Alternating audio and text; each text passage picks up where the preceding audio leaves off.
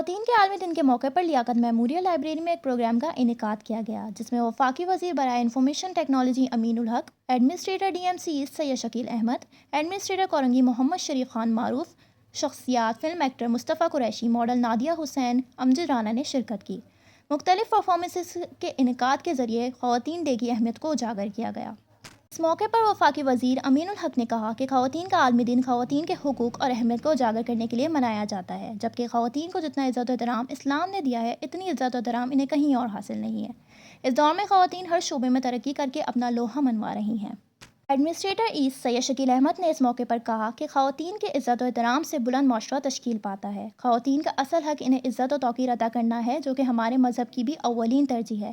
لہٰذا ہم سب کا بنیادی کام یہ ہے کہ جو عورت کا احترام نہیں کرتے وہ اپنے رویے کو بدلیں۔ انہوں نے کہا کہ خواتین کے تعلیمی تناسب کے لیے ڈی ایم سی ایسٹ کام کر رہی ہے، جس کے لیے ندی تعاون سے کام کیے جا رہے ہیں، کیونکہ یہ بات اچھی طرح جانتے ہیں کہ ایک عورت کی تعلیم ایک نسل کی تعلیم ہے۔